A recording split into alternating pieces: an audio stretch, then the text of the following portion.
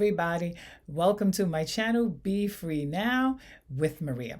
So today, before we begin, I want to mention that this evening at 7 p.m. Eastern Standard Time, I'll be hosting another circle. Today's topic is going to be on attachment. We're going to explore attachment and gain some self-awareness, discuss attachment styles, and work on detachment, right? And this way we can shift from oppression to expression and express ourselves in a way that is more conducive to the life that we desire to live. So yeah, if you're interested in that, you are welcome to register at my website, and all the information is down in the description below and also in my bio. All right, let's see. So now we're going to begin with this deck here, the Untethered Soul.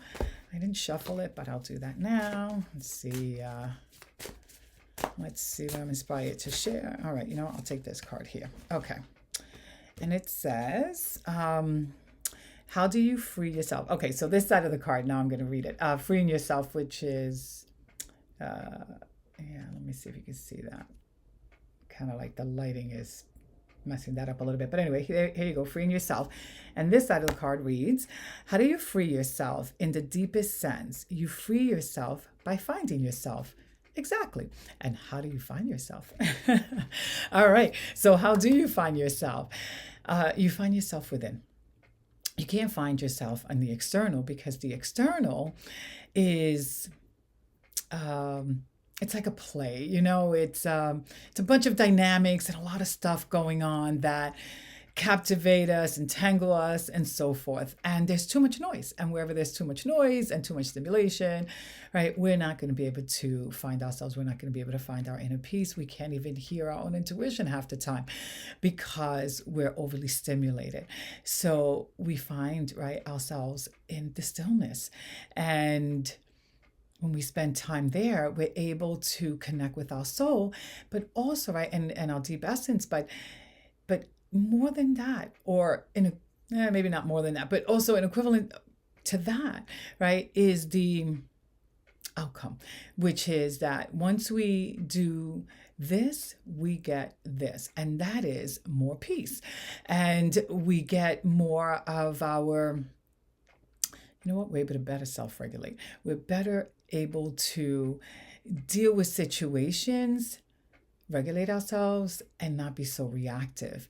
Because when we're overly stimulated, we're just functioning on automatic pilot. We're not able to feel ourselves, connect with our deeper self. We're just on automatic pilot functioning, and we get lost. And in that space, we're not going to be able to find, right, any freedom or any peace.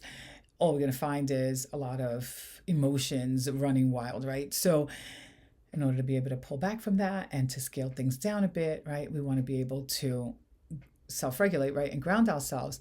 But if we are not able to get to know ourselves and spend time with ourselves, then we won't even realize that our emotions are running amok and that we're all over the place, or that we're overstimulated, or that we've forgotten our truths, right? We're just going to go with the perception that we're dealing with in that moment, and we're going to get lost in that.